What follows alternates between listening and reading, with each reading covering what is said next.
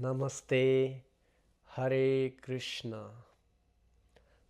I'm so happy to continue recording our Krishna stories,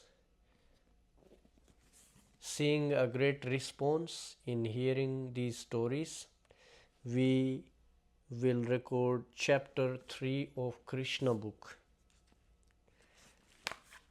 Chapter 3 is titled as The Birth of Lord Krishna. I want to share this before we start reading. Birth of Lord Krishna. Many devotees of Lord Krishna, they celebrate this festival. It is also called Krishna Janmashtami with great energy, enthusiasm, and it's one of the biggest festivals for Krishna devotees. So today we are reading this chapter. So we are hoping all of you would love this chapter. Let's start. Like I always say, before start reading, we will chant the Krishna Krishna mantra 3 times. So let's do that. Krishna Krishna Krishna Krishna Krishna Krishna Krishna He Krishna Krishna Krishna Krishna Krishna Krishna Krishna He Krishna Krishna Krishna Krishna Krishna Krishna Rakshamam Krishna Krishna Krishna Krishna Krishna Krishna Pahimam Ram Raghava Ram Raghava Ram Raghava Rakshamam Krishna Keshava Krishna Keshava Krishna Keshava Pahimam Krishna Krishna Krishna Krishna Krishna Krishna Krishna He Krishna Krishna Krishna Krishna Krishna Krishna Krishna He Krishna Krishna Krishna Krishna Krishna Krishna Rakshamam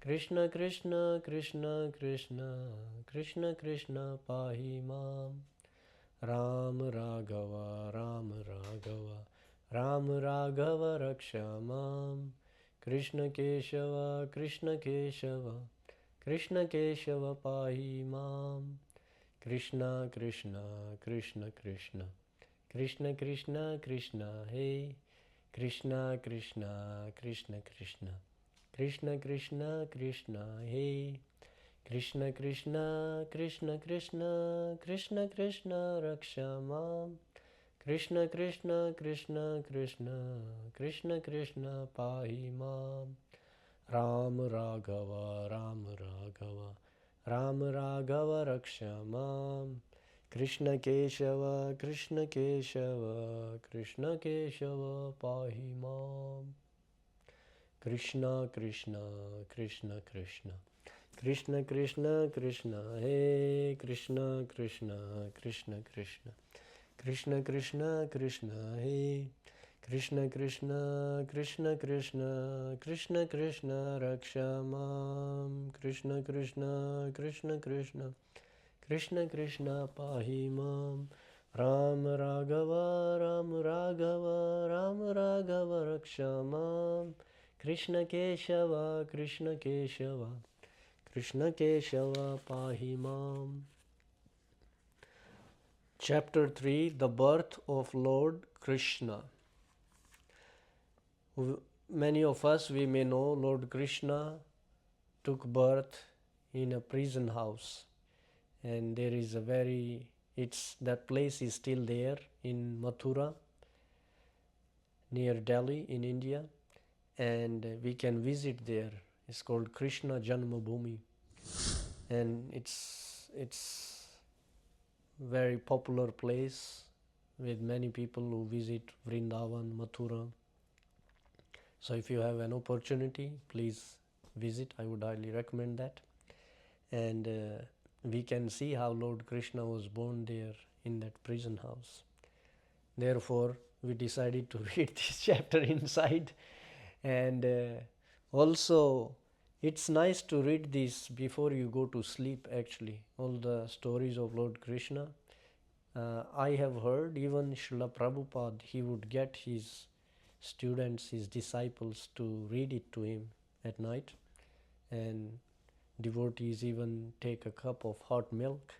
If you like to drink milk, you can have a cup of hot milk. And it's very nice. So let's start the chapter. So birth of Lord Krishna, it's one of the biggest festivals that is celebrated, especially in India, and after Srila Prabhupada's starting ISKCON centers around the world, now it's celebrated all over the world with so much energy and enthusiasm. So let's read this chapter now. In the Bhagavad Gita, the Lord says that his birth and activities are all transcendental, and that one who factually understands them becomes immediately eligible to be transferred to the spiritual world. This is the verse from chapter 4 of Bhagavad Gita.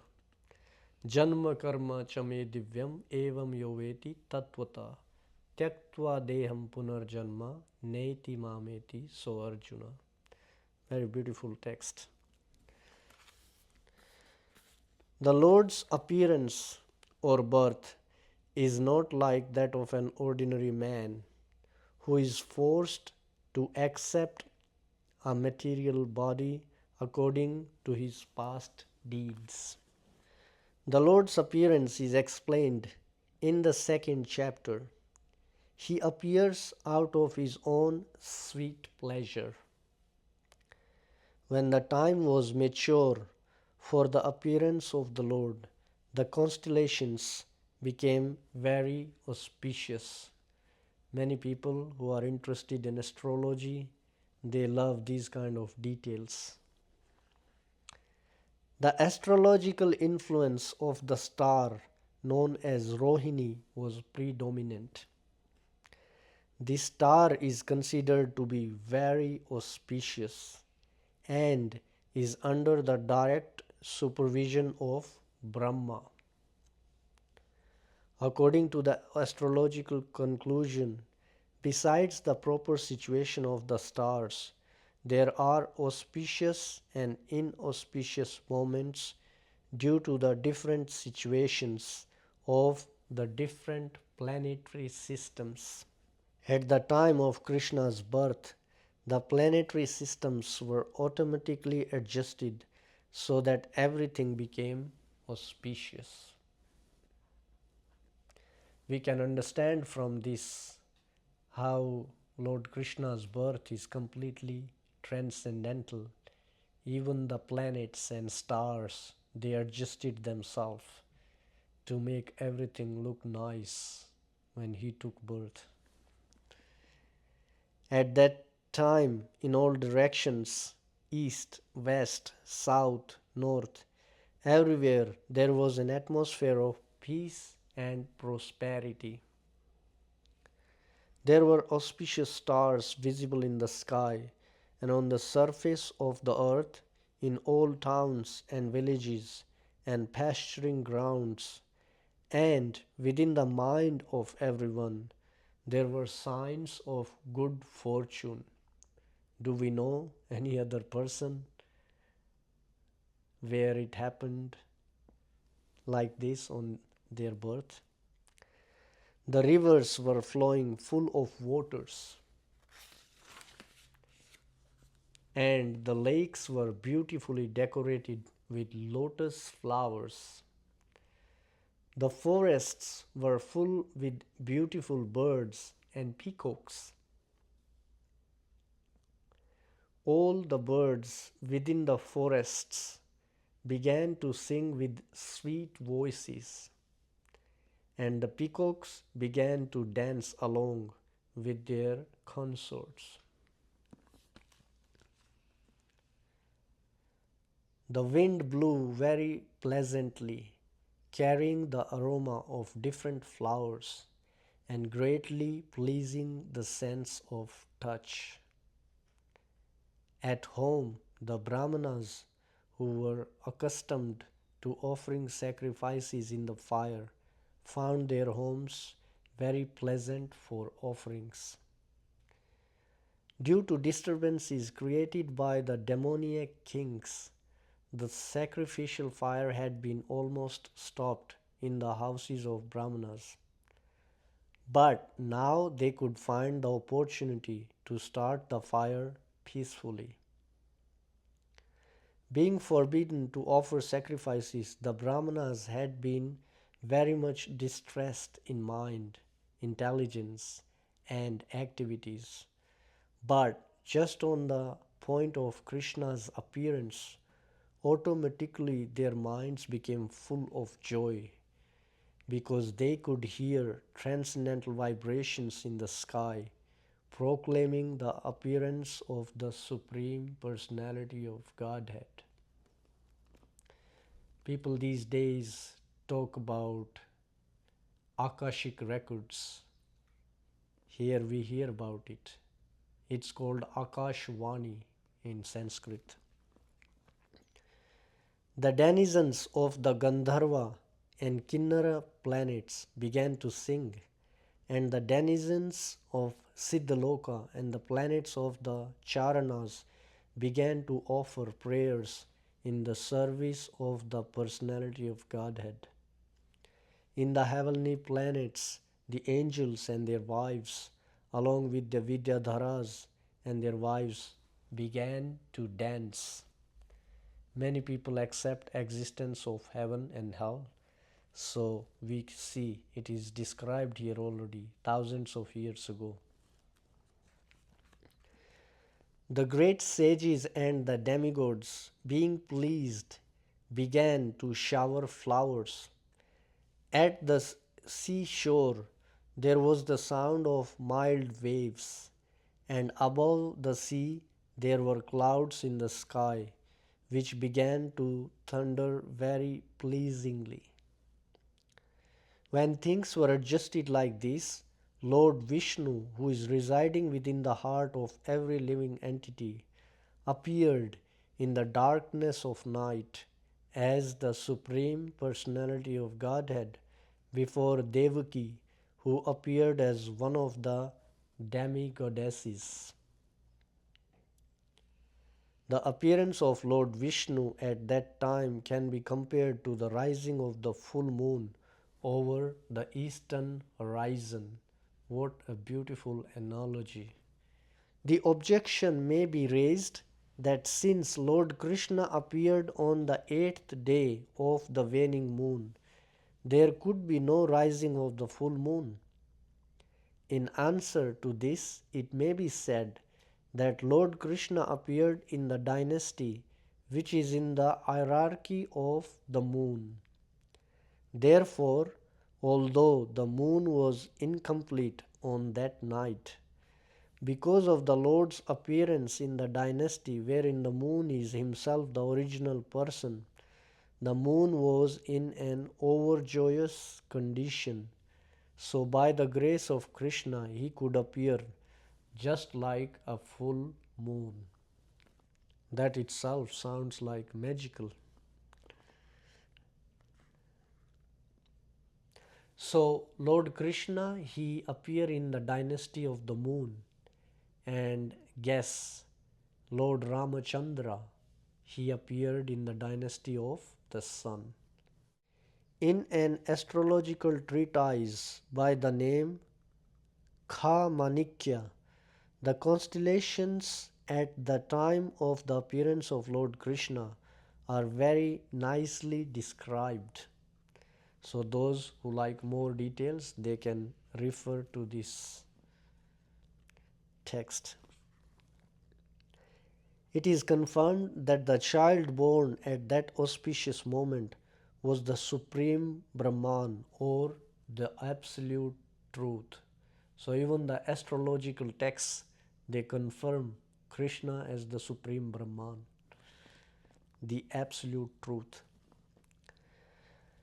Vasudev saw that wonderful child born as a baby with 4 hands, holding conch shell, club, disc, and lotus flower, decorated with the mark of Srivatsa, wearing the jeweled necklace of Kaustuba stone, dressed in yellow silk, appearing dazzling like a bright blackish cloud, wearing a helmet bedecked with the Veduriya stone, valuable bracelets, earrings, and similar other ornaments all over his body, and beautified by an abundance of hair on his head.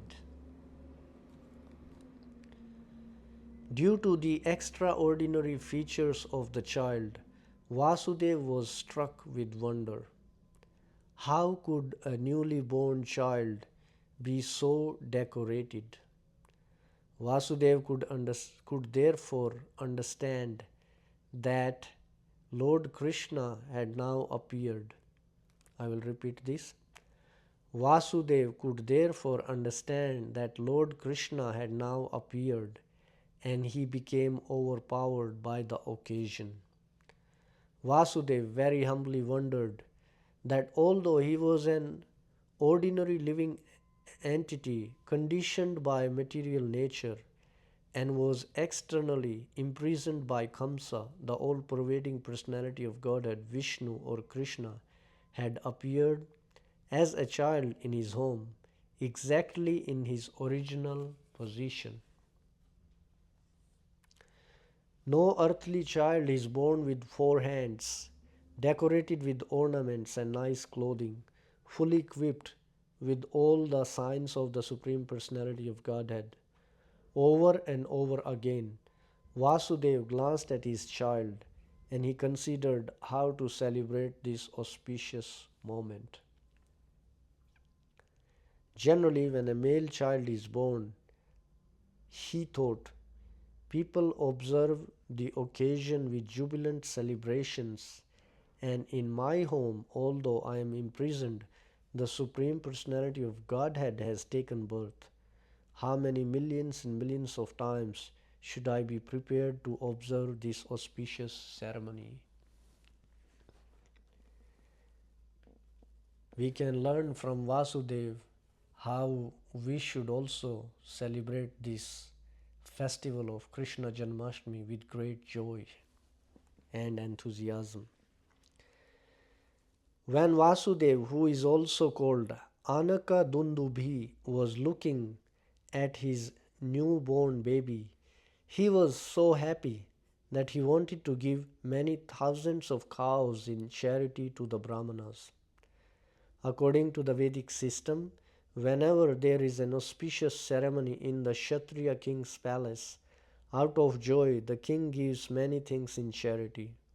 Cows decorated with golden ornaments are delivered to the Brahmanas and sages. Vasudeva wanted to perform charitable ceremony to celebrate Krishna's appearance, but because he was shackled within the walls of Kamsa's prison, this was not possible. Instead, within his mind, he gave thousands of cows to the Brahmanas.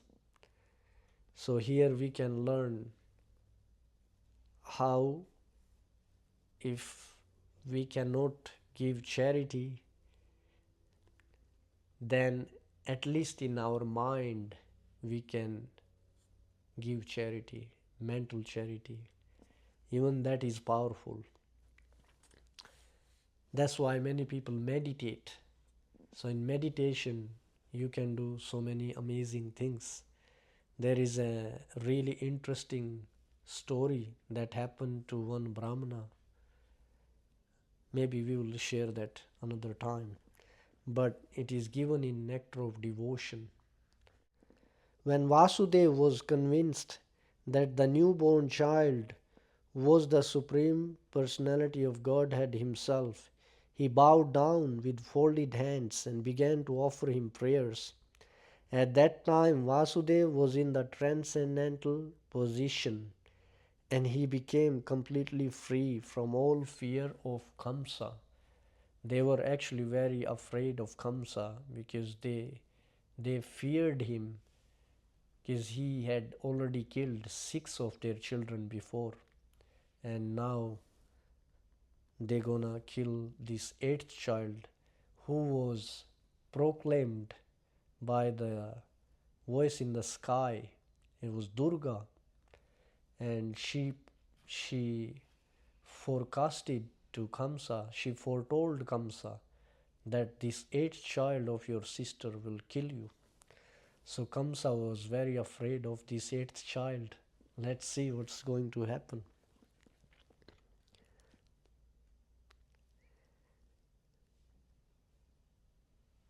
At that time, Vasudeva was in the transcendental position, and he became completely free from all fear of Kamsa.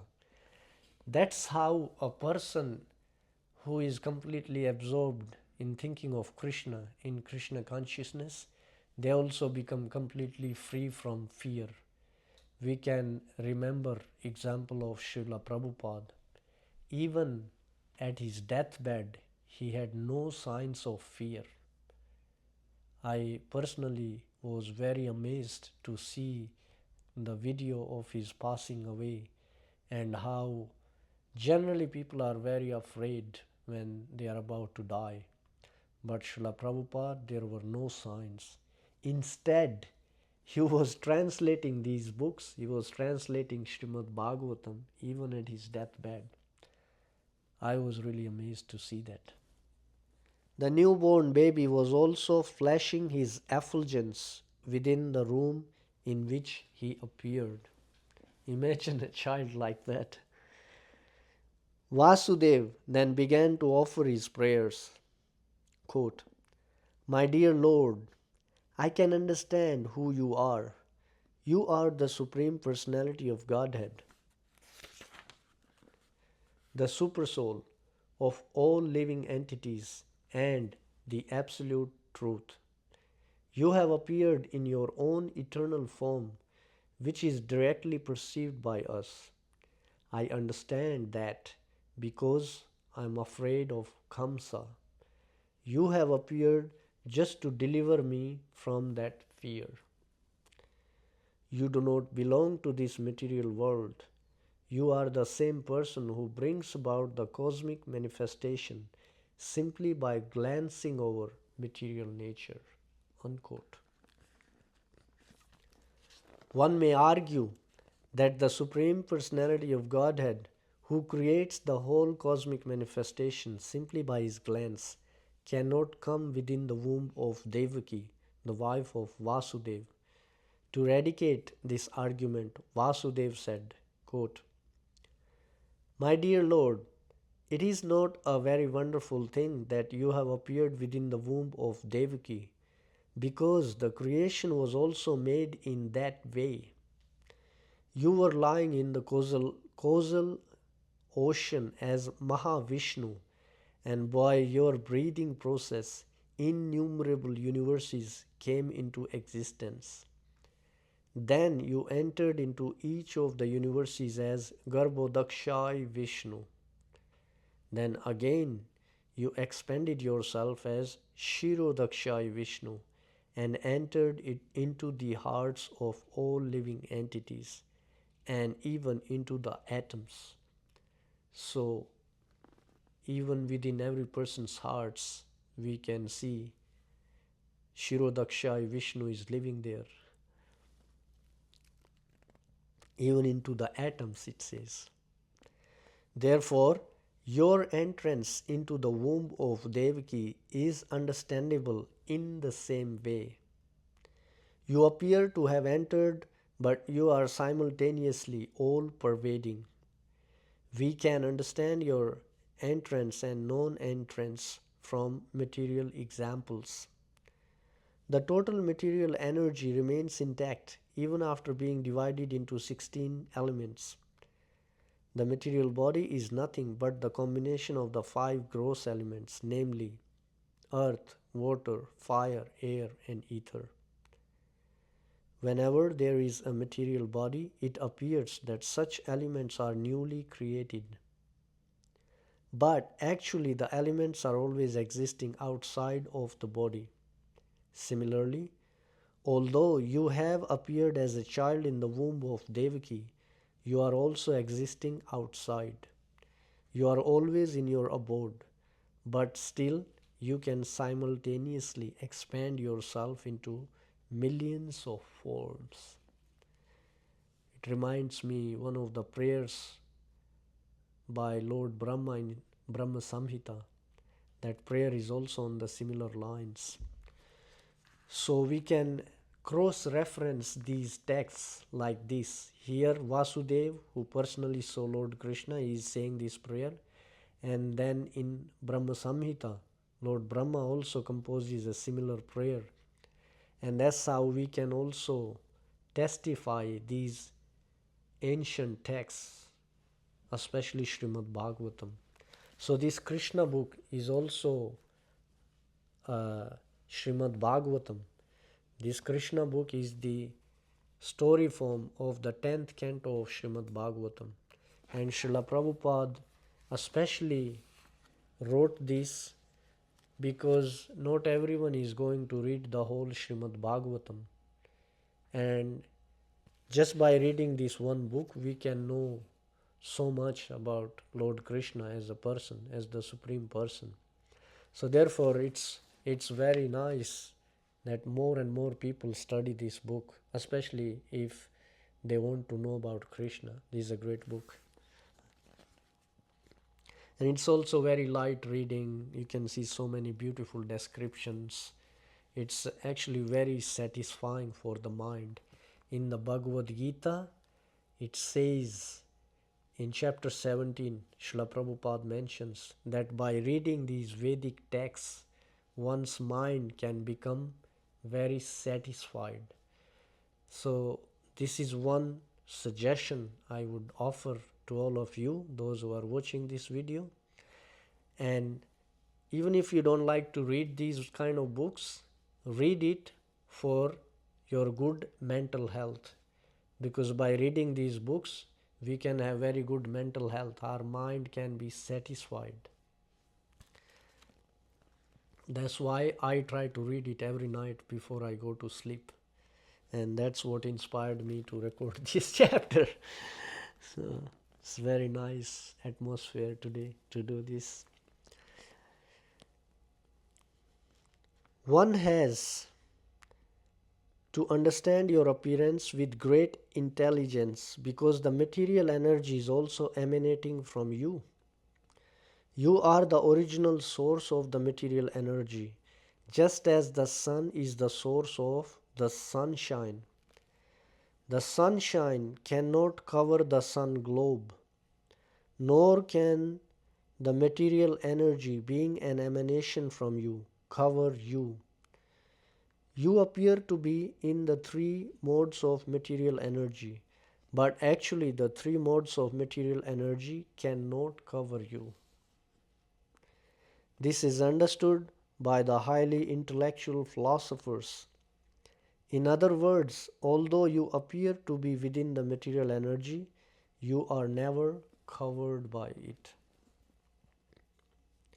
We hear from the Vedic version that the Supreme Brahman exhibits his effulgence, and therefore everything becomes illuminated.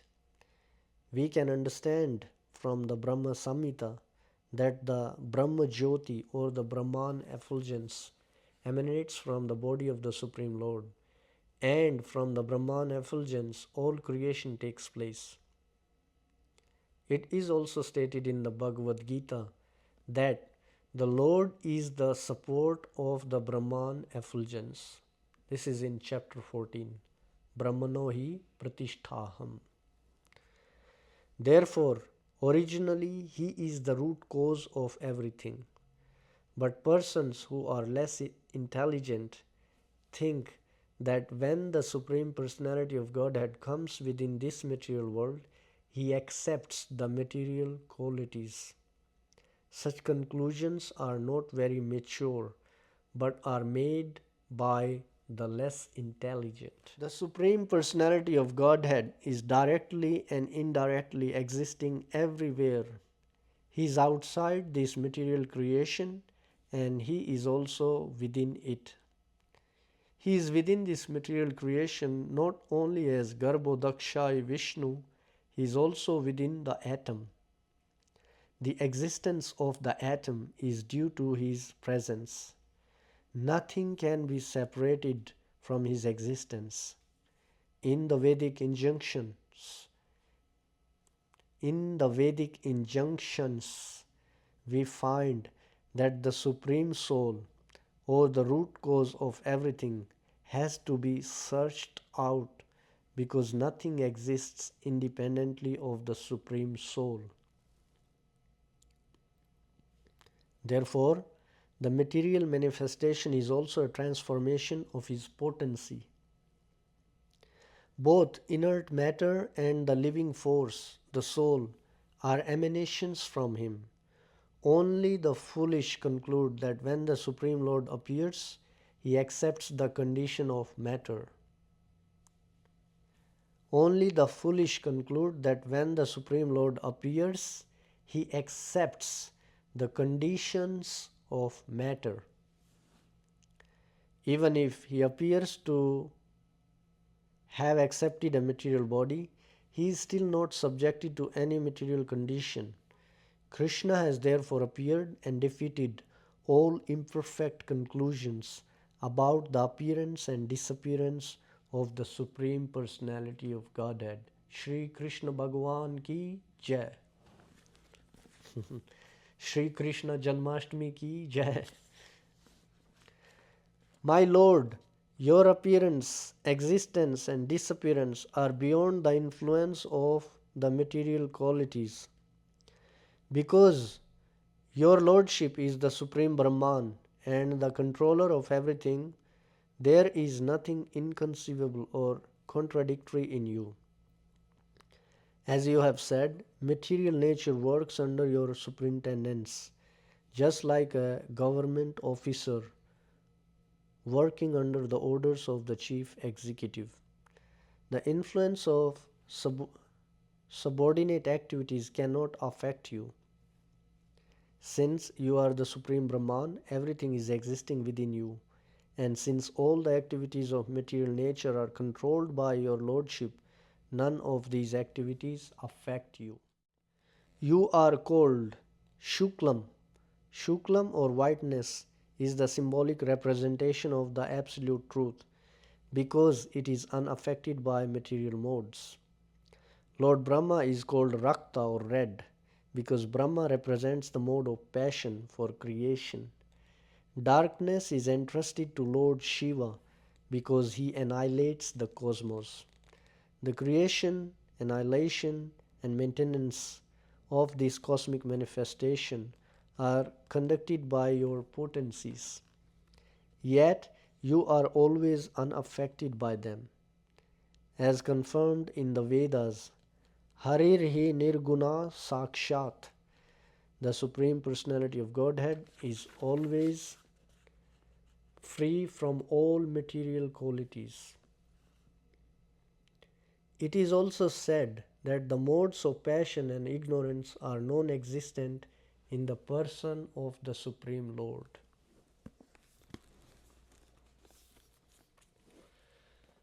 My Lord, you are the Supreme Controller, the Personality of Godhead, the Supreme, Great, maintaining the order of this cosmic manifestation.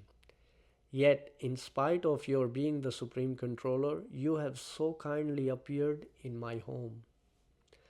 The purpose of your appearance is to kill the followers of the demoniac rulers of the world, who are in the dress of royal princes, but are actually demons. I am sure that you will kill all of them and their followers and soldiers. I understand that you have appeared in order to kill the uncivilized Kamsa and his followers. But knowing that you were to appear in order to kill him and his followers, he has already killed so many of your predecessors, your elder brothers. Now he is simply awaiting the news of your birth. As soon as he hears about it, he will immediately appear with all kinds of weapons to kill you. After this prayer of Vasudev, Devaki, the mother of Kamsa, offered her prayers. She was very frightened because of her brother's atrocities. We know from hearing previous chapters, Kamsa is brother of Devaki. Devaki said, quote, "My dear Lord, your eternal forms like Narayan, Lord Rama, Hare Kṛṣṇa, Varaha, Narasimha, Vamana, Baladeva, and millions of similar incarnations emanating from Vishnu are described in the Vedic literature as original. You are original because all your forms as incarnations are outside of this material creation. Your form was existing before this cosmic manifestation was created. Your forms are eternal and all-pervading. They are also self-effulgent, changeless, and uncontaminated by the material qualities. Such eternal forms are ever cognizant and full of bliss.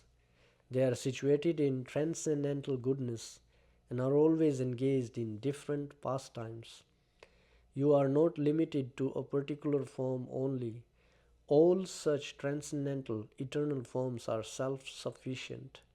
I can understand that you are the Supreme Lord Vishnu." She continues with more prayers. After many millions of years, when Lord Brahma comes to the end of his life, the annihilation of the cosmic manifestation takes place.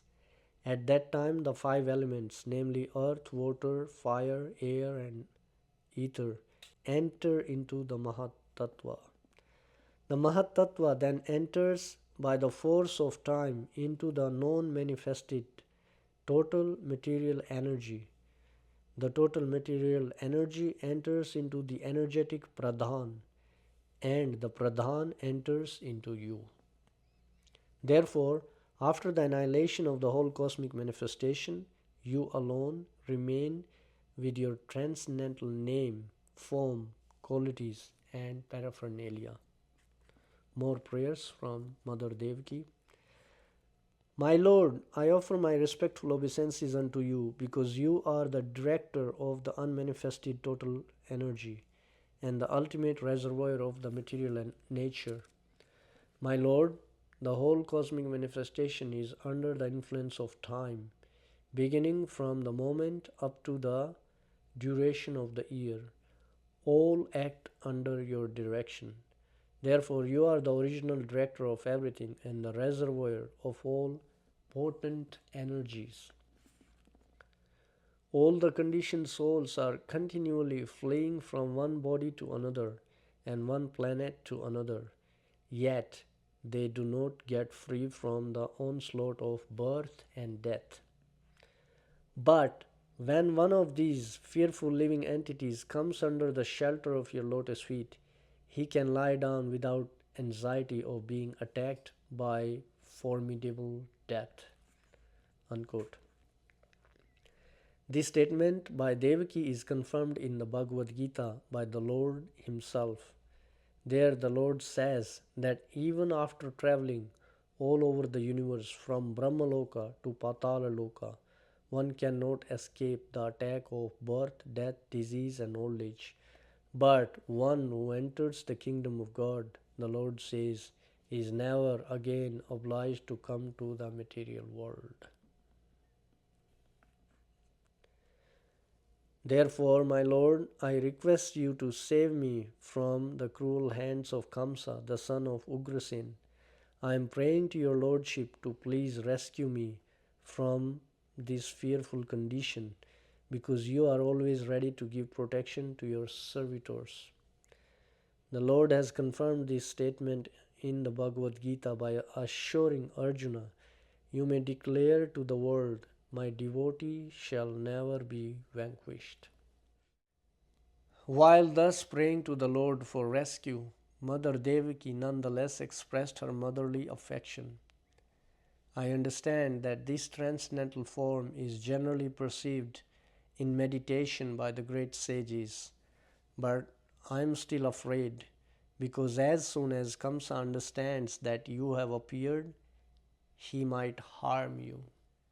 So I request that for the time being you become invisible to our material eyes. In other words, she requested the Lord to assume the form of an ordinary child.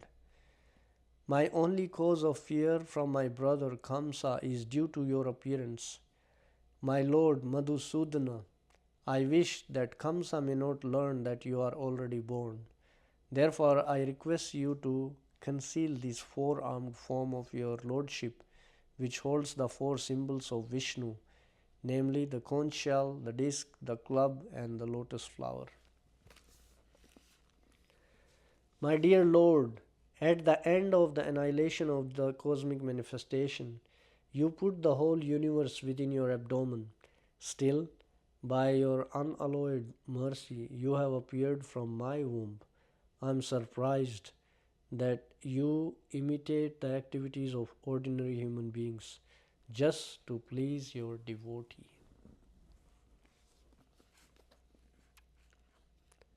On hearing the prayers of Devaki, the Lord replied, My dear mother, in the millennium of Swayambhuva Manu, my father Vasudeva was living as one of the Prajapatis. His name at that time was Sutapa, and you were his wife, named Prashni. At that time, when Lord Brahma was desiring to increase the population, he requested you to generate offspring. You controlled your senses and performed severe austerities. By practicing the breathing exercises of the yoga system, both you and your husband could tolerate all the influences of the material laws, the rainy season, the onslaught of the wind, and the scorching heat of the sunshine. You can see here the power of these different breathing exercises, different yoga exercises, how you can even tolerate the influence of wind, the sun, the rain. Nothing can harm you. You also executed all religious principles. In this way, you were able to cleanse your heart and control the influences of the material laws. This is how yogis, especially the devotees, the bhakti yogis, they become transcendental to the influences of the material nature. In executing your austerity, you used to eat only the leaves of the trees which fell to the ground. Then, with a steady mind and controlled sex drive, you worshipped me, desiring some wonderful benediction from me. Both of you practiced severe austerities for 12,000 years by the calculation of the demigods. During that time, your mind was always absorbed in me. When you were executing devotional service and always thinking of me within your heart, I was very much pleased with you. O sinless mother, your heart is therefore always pure. At that time also I appeared before you in this form just to fulfill your desire, and I asked you to ask whatever you desired. At that time you wished to have me born as your son.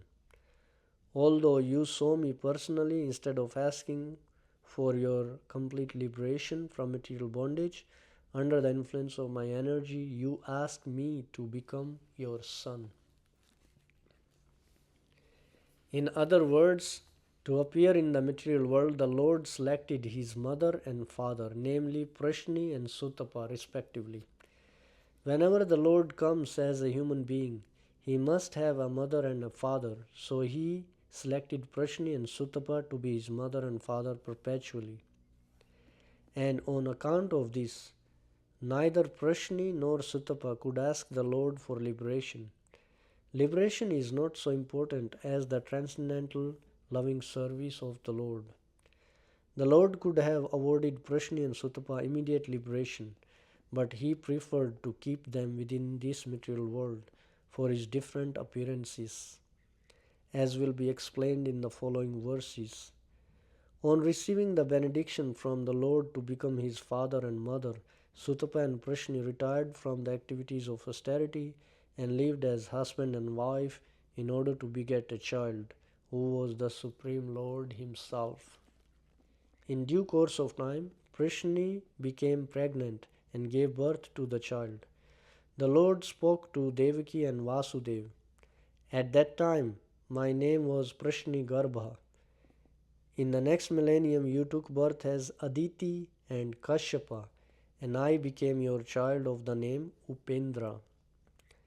At that time, my form was just like a dwarf, and for this reason I was known as Vamanadeva. I gave you the benediction that I would take birth as your son 3 times. The first time I was known as Prashni Garbha, born of Prashni and Sutapa. In the next birth I was Upendra, born of Aditi and Kashyapa. And now for the 3rd time I am born as Krishna from you.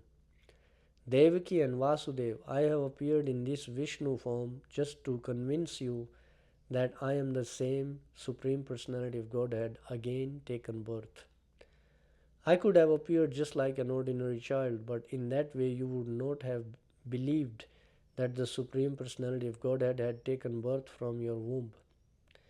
My dear father and mother, you have therefore raised me many times as your child with great affection and love, and I am therefore very much pleased and obliged to you. And I assure you that this time you shall go back home, back to Godhead, on account of your perfection in your mission. I know you are very concerned about me and afraid of Kamsa. Therefore, I order you to take me immediately to Gokula and exchange me for the daughter who has just been born to Yashoda. Having spoken thus to his father and mother, the Lord turned himself into an ordinary child in their presence and remained silent. Being ordered by the Supreme Personality of Godhead, Vasudeva prepared to take his son from the delivery room, and exactly at that time, our daughter was born to Nanda and Yashoda. She was Yogamaya, the internal potency of the Lord. By the influence of this internal potency, Yogamaya, all the residents of Kamsa's palace, especially the doorkeepers, were overwhelmed with deep sleep, and all the palace doors opened, although they were barred and shackled with iron chains.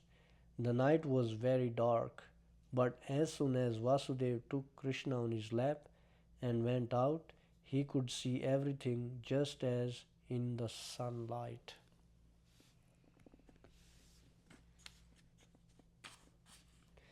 There is a verse I remember, Jahan Krishna taha nahi maya ra adhikar. Wherever there is Krishna, there is no darkness. So we can see that it's happening here for Vasudeva.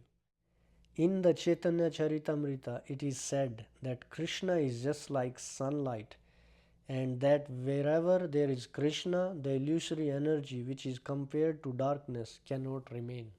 That's the statement here. When Vasudeva was carrying Krishna, the darkness of the night disappeared. All the prison doors automatically opened. At the same time, there was roaring thunder in the sky and severe rainfall. While Vasudeva was carrying his son Krishna in the falling rain, Lord Shesha, in the shape of a serpent, spread his hood over the head of Vasudeva so that he would not be hampered by the rainfall. Vasudeva came onto the bank of the Yamuna and saw that the water of the Yamuna was roaring with waves, and that the whole span was full of foam. Still, in that furious feature, the river gave passage to Vasudeva to cross, just as the great Indian Ocean gave a path to Lord Ram when he was bridging over the gulf. In this way, Vasudeva crossed the river Yamuna. On the other side, he went to the place of Nanda Maharaj, situated in Gokul, where he saw that all the cowherd men were fast asleep. He took the opportunity to silently enter the house of Yashoda, and without difficulty he exchanged his son for the baby girl newly born there. Then, after entering the house very silently and exchanging the boy for the girl, he returned to the prison of Kamsa and silently put the girl on the lap of Devaki. He again clamped the shackles on himself so that Kamsa could not recognize that so many things had happened. Mother Yashoda understood that a child had been born to her, but because she was very tired from the labor of childbirth, she fell fast asleep. When she awoke, she could not remember whether she had given birth to a male or a female child. Thus ends the Bhaktivedanta purport of the third chapter of Krishna, the birth of Lord Krishna. So this is a very mystical chapter. In one sense, we can consider. Even as a child, I watched this on TV in a serial. Many people like to watch serials, so as children we used to watch this Krishna serial on the TV. And I remember this description, how Vasudeva was carrying baby Krishna in a small basket, and he was going through the flooding river Yamuna, and there was heavy rain and it's dark at night, and how all the shackles opened and the prison gates opened and all the prison doorkeepers, they were fast asleep. As a child, it seemed very mystical for me, and I was wondering how is that even possible.